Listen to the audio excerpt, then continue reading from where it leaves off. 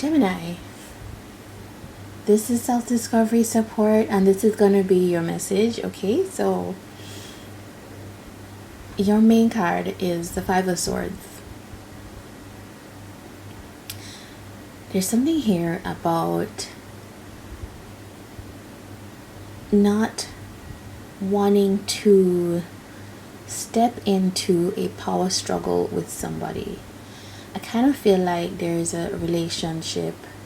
I kind of feel it's a relationship. There's some connection you have to somebody that it can feel like maybe a meeting of minds. Is that, no, it's not a meeting of minds. It's like it's a struggle between two. And it could feel like you don't want that person to get the best of you, or vice versa. Yeah, it's almost like we can't agree on something. At stake here is, there's vulnerability here. I could feel like in this connection, those three swords at the bottom do talk about heartbreak.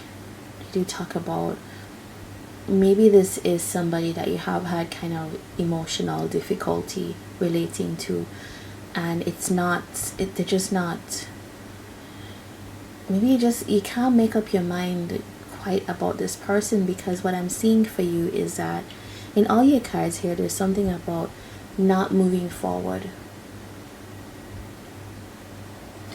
Alright, so for some of you who are in a relationship, there's a hangman. Look at that. Yeah, there's it feels like you said to yourself, I'm not going to take action until, I'm just not going to take action. But what shows up here is like 10 of Cups. There is a possibility for you to have a lot of happiness moving forward. If you risk something, it feels like a risk is needed, but it's like you can't fully see something about a situation, so you decided, I'm not going to engage or participate. It could feel like a way to ease or soothe your anxiety about the issue.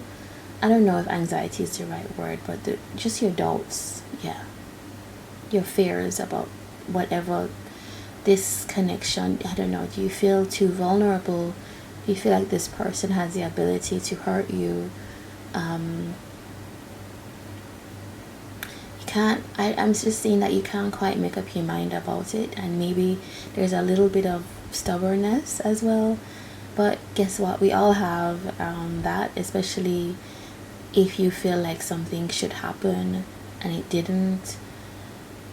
But I think what this message is about is be sure that you're not getting in the way of what you actually want to happen, your own happiness. Do you want to connect with this person, but there's pride stopping you, or the fear of being too vulnerable, like, am I the first one to reach out type of thing, or am I going to look a certain way?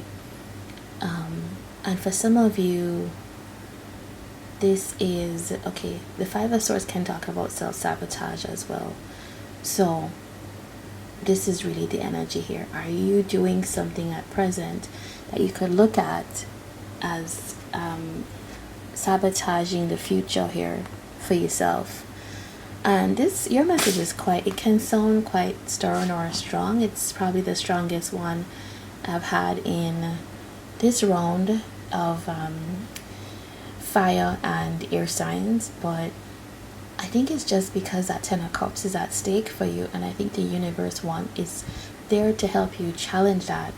The Nine of Swords is in the tarot, which is the person surrounded by all these swords. If you looked at the traditional cards, this is the Gemini energy, right? This is the energy of being in your head, thoughts being very fast, and that can cause you to overthink, you know, kind of like Virgo, your Mercury partner. But the bat is here. This is somebody who is holding themselves back like the hangman, taking themselves away and saying, well, I'm just not gonna act. I'm gonna just hold myself to myself. The bat is encouraging you to face your fears and more. I would further that and say face your shadows. What is it about being vulnerable?